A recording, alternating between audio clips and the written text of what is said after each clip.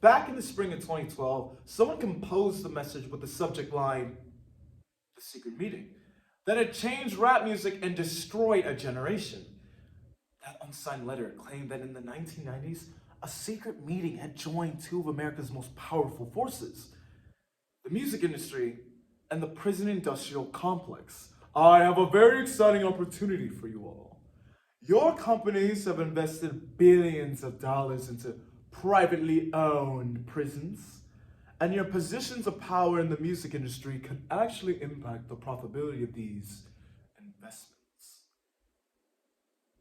Your job: marketing music that influences criminal behavior, and rap music.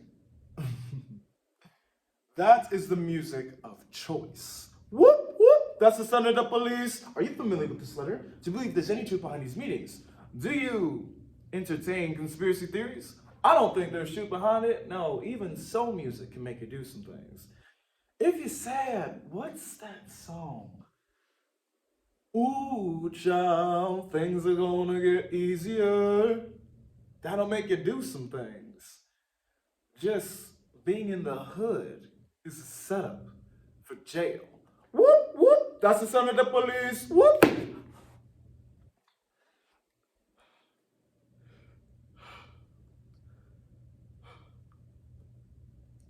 This is an ode to the boys who die to make hip hop happen. For black people, these conspiracy theories that explain our mistreatment have continuously ended up being true. From the Tuskegee syphilis study to forced sterilizations and the loopholes of the 13th Amendment. Because black people feel like they cannot rely on the system, their skepticism continues, with the recent events of the COVID-19 vaccines nonetheless. It's not shocking to see black people mistrusting a government that has historically abused them. The hip hop conspiracy theory is yet another unfortunate event where this very possibility seems to be very feasible. Imagine if we were getting proven that we were getting microchipped by the vaccine, or that your everyday pigeon was actually a surveillance camera watching your every move. This thought experiment gives non-black folks some insight into the black experience. Using the following drama, The Conspiracy Against Hip Hop by NPR, Testimonies of Killer Mike and Too Short by Rodney Carmichael and Sidney Madden, lyrics by Dr. Dre, Grandmaster Flash, KRS-One, and Ice Cube, and poetry, Ode to the Boys Who Died to Make Hip Hop Happen by Stephen Willis. Whether this conspiracy theory is true or not doesn't matter. The dialogue behind these conspiracy theories are grounded in our real lived experiences and are a clear reflection of our fear and reality. Ricka Ricka can't take the smell, can't take the noise, got the money to move out, I guess I got no choice. When the message was released in 1982, there were a little over 400,000 people incarcerated in America. That's only a fraction of what it is today. Ricka Ricka don't push me, cause I'm close to the edge. I'm trying not to lose my head. Later that same year, Ronald Reagan launched a war on drugs that America has never seen before, increasing the federal prison population to 76% in just 7 years.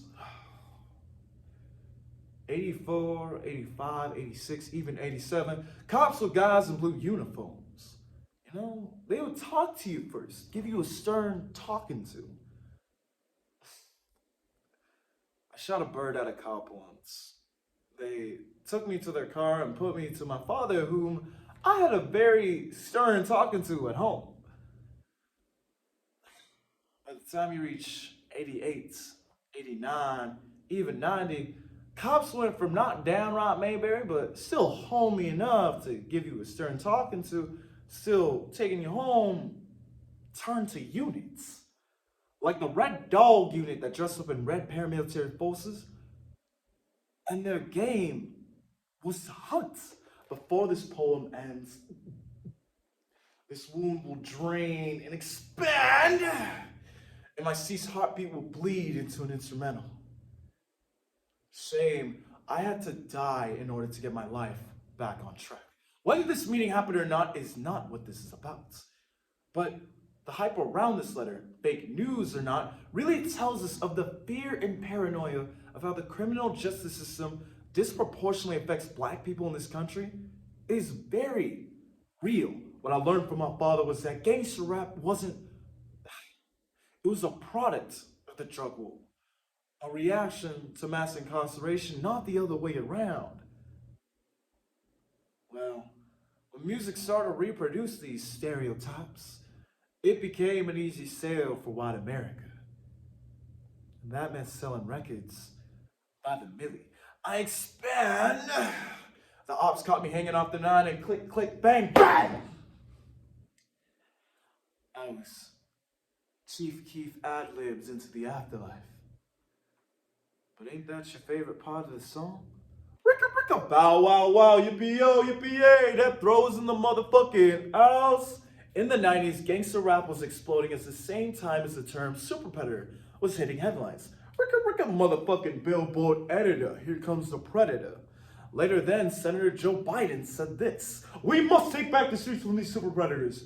And you take back the streets with more cops, more prisons, and more physical protection for the people.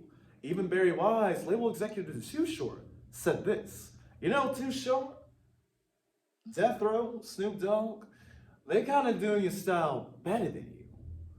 They're more successful than you because they're not holding back. You should just drop a dirty fucking album." Today, there are more than 2.2 million people locked up, and about a third of them are black. Now, keep in mind that black people only make up 13% of this country's population. So, this entire time, mass media has been getting rich dealing off these perceptions. You get big business people involved, and whatever they think is going to make them more money is not necessarily for the benefit of the art form or the people making the art form. So even if this letter is fabricated, then tell me, where's the lie? If you listen closely, you can hear my body drop before the beat does.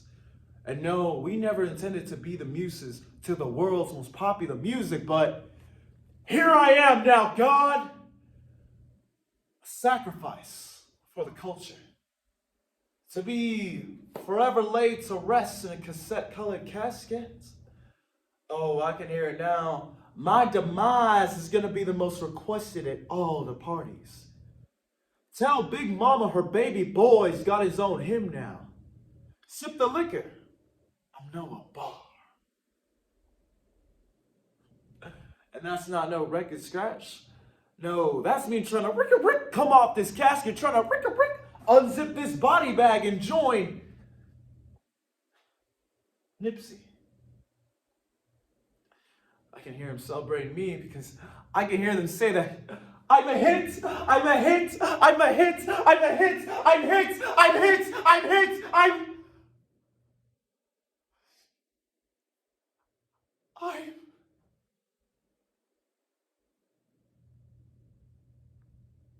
What I can tell you is most conspiracy theories are believable. And the reason I say that is because all this business is attached. The same companies that own one thing are often conglomerate in owning others. Now, when you hear me say that, you might think, oh, that sounds ridiculous.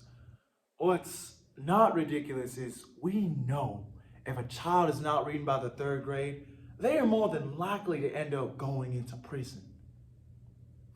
And that's not a conspiracy theory. So can I believe that this conspiracy theory is true?